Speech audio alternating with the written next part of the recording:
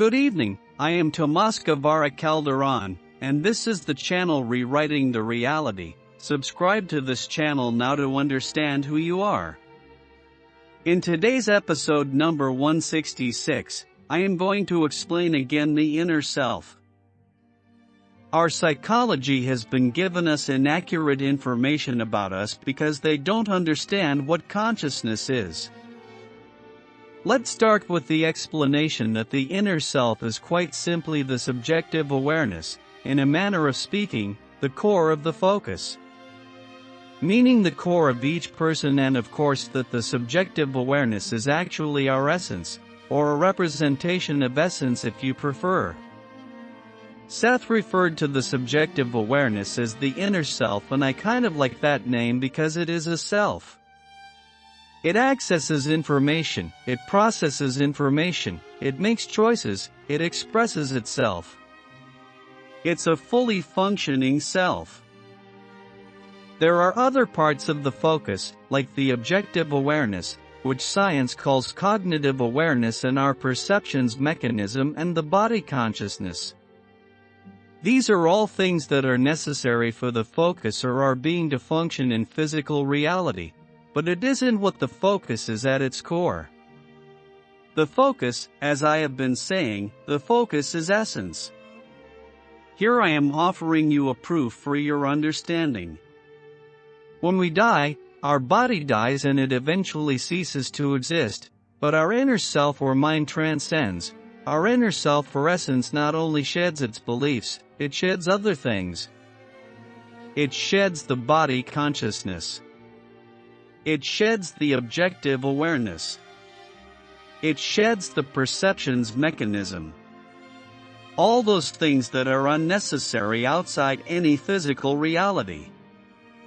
And most noticeably is the objective awareness. But what does that mean is, what are we left with? We're left with the subjective awareness, which is really our essence, which is our mind.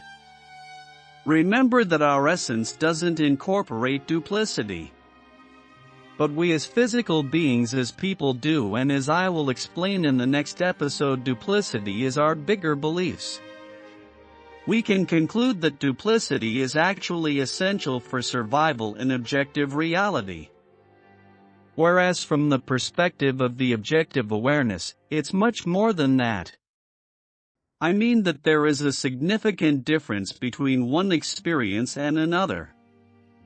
There are good experiences and bad experiences from its perspective. So there is in actuality a considerable difference between the perspective of the objective awareness and the subjective awareness. That's what I would say. However, I would also maintain that there is harmony between the objective and subjective awareness.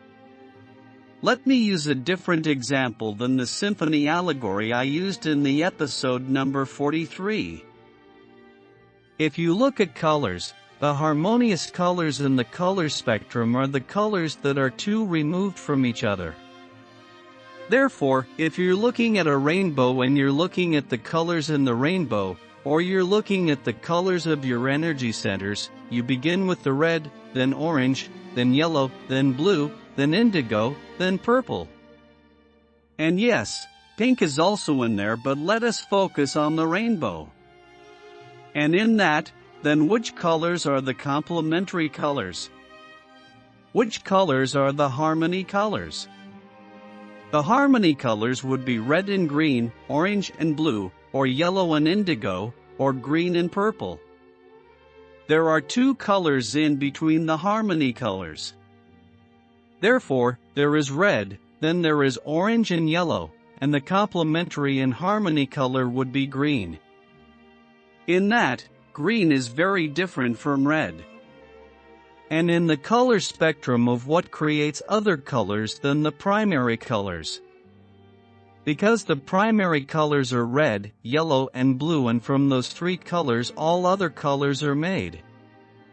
Therefore, the green and the red are so different because green is made from yellow and blue. Therefore, it's not even a color that is a derivative of red. They're very different, but those are the harmony colors. I explain that because the objective and the subjective, in a manner of speaking, are very different, but they are also in harmony. Harmony means complementary. Harmony is moving in the same direction, but in very different ways. It's a complement. It doesn't always appear as a compliment, but it is. Right now you would probably think that the objective awareness matters not, but I would disagree, because then there wouldn't necessarily have harmony, and there is. The subjective awareness is always sending us messages, whether we pay attention or not.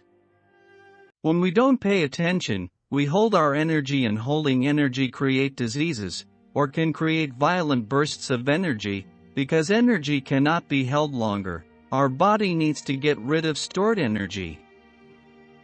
I'm simply expressing that it's a matter of that energy might be or have components of being violent. If you are very angry in a particular situation and you don't express it, for whatever reason, and that energy becomes a held energy, that energy has an intensity to it and perhaps even a violent aspect to it. Meditation won't necessarily dissipate it, because you're holding it. It remains in the capacity that it wasn't expressed, and therefore when it is expressed, and it's not only expressed in that one example or that one experience, because that one experience isn't enough to overflow your container, so to speak. And know that that's entirely figurative. But in that, it's an accumulation of energy, and the energy itself might be violent, or it might have components of being violent. Once you've already got an accumulation, you can still dissipate it. I would say though that the most effective manner would be to be generating some type of physical exercise, something that is actually physically releasing that energy. Because some of it might have some violent components to it. When you have a moment, when you have an experience and you intentionally don't express yourself, for whatever reason, then you know you have made a choice to hold that energy. You didn't express it. Now, in that, you can that day or the next day engage a meditation, and you can release it through that meditation, even if it does have a violent component to it. The meditation might be somewhat uncomfortable at some point, but it likely will be very brief. And that is releasing that energy at that time. Once you've accumulated an amount of energy that is unexpressed, and you know you've done that, because you've made choices to not express certain energy at certain times, and in that, once you do that, then you've likely forgotten what the energy that you're holding is. And in that, you likely won't be aware of whether that energy that is being held does have some violent components to it. Therefore, without knowing specifically what that energy is that's being held because you don't remember, then it's a matter of engaging in some type of physical action that is energetically intense. And in that will ensure that whatever type of energy you are holding, it will be expressed, and it will be let go. I hope this information will help you to understand how you function in our reality, and not believing everything the psychology says. Don't forget to subscribe to this channel, and if you need more information, you can buy my books at Amazon.com.